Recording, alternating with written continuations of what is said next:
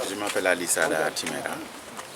Je suis le coordonnateur de l'équipe de recherche sur la sécurité urbaine. Alors cet atelier justement est organisé dans le cadre d'un grand programme de recherche financé par le CRI portant sur la sécurité urbaine et concerne une vingtaine d'équipes de recherche en Afrique.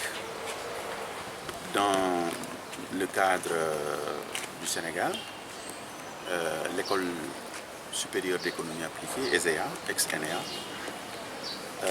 en collaboration justement avec l'Université de Montréal, avec la participation de ONU Habitat, a conduit un travail important de recherche sur la sécurité urbaine qui a concerné 3 communes de l'agglomération dakaroise. Il s'agissait des communes de Grand Yoff, la commune de Kermassar, devenue aujourd'hui département, et la commune de Djiddah Thiaroye Kao. Alors, il s'agissait dans un premier temps de faire un travail de diagnostic. Avant de pouvoir apporter une solution à un problème, il faudrait d'abord que le problème soit circonscrit et qu'il soit compris, qu'on puisse maîtriser les tenants et les aboutissants. Alors, c'est dans ce cadre-là qu'un premier travail de diagnostic approfondi a été fait sur la base d'une enquête de victimisation qui a concerné plus de 1000 ménages à Dakar, donc dans ces 3. Et ce qu'il est surtout important de retenir, c'est qu'à l'issue de ce travail, nous avons eu l'exacte mesure de l'ampleur du phénomène d'insécurité qui sévit actuellement dans notre ville.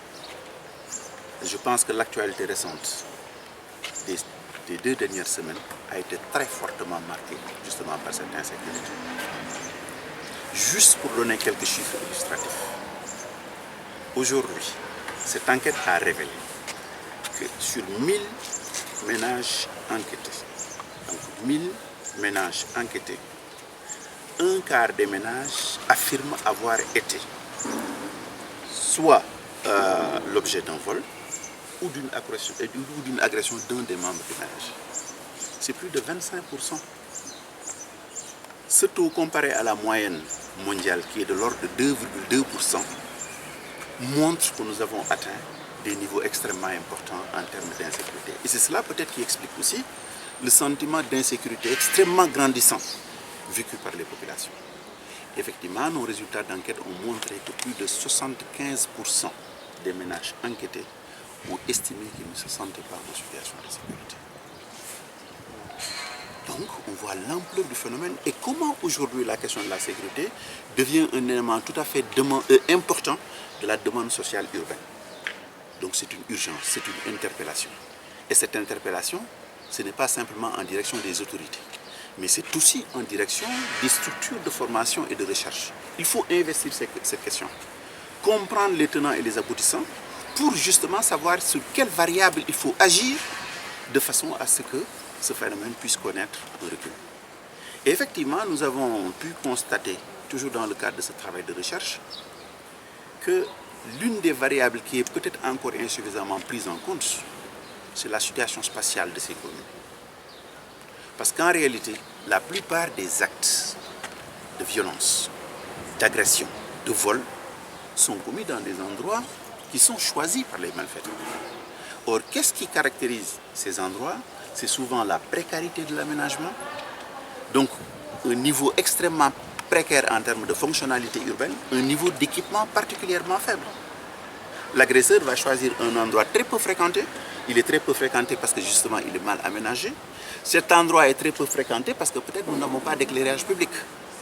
Donc on voit qu'aujourd'hui, au-delà de l'arsenal répressif et au-delà de la gestion institutionnelle, pour laquelle d'ailleurs nous reconnaissons que l'État est en train de faire beaucoup d'efforts, il s'agit aussi de mobiliser d'autres leviers.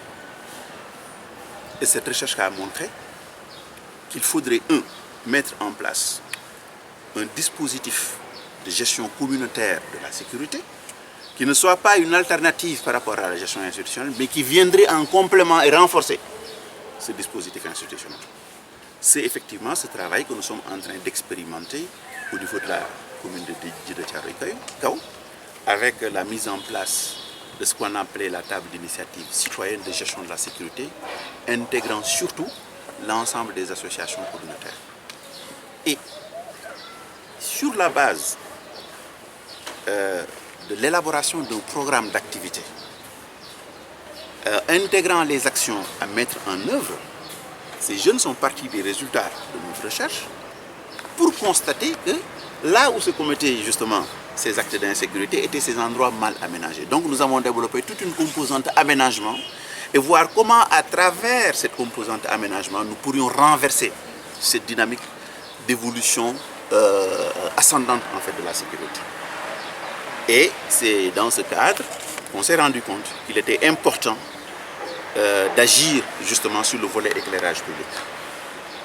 Donc ils ont inscrit dans le programme l'aménagement ou le réaménagement d'un certain nombre de places publiques à l'intérieur de ces communes, aménagement devant intégrer une composante éclairage public. Et c'est justement dans ce cadre-là que cet atelier de formation a été organisé. Donc ONU Habitat, qui est notre partenaire, a dépêché une équipe énergie qui va former ces jeunes à ces techniques de fabrication en fait, de lampadaires, qui ne sont pas les lampadaires classiques. Ces lampadaires classiques qui coûtent un peu cher, qui posent des problèmes peut-être quelquefois du point de vue de l'entretien. Et vous savez le problème quelquefois dans nos pays, on sait investir, mais il n'y a souvent pas un bon dispositif de gestion qui puisse assurer un fonctionnement durable. Ici, il s'agit de transférer une technologie maîtrisée et maîtrisable, maîtrisée aujourd'hui par les jeunes. Et nous comptons, à la fin effectivement de cette formation, aménager 2 places à titre de test et d'expérimentation au niveau de la commune de Djiddah Thiaroye Kao.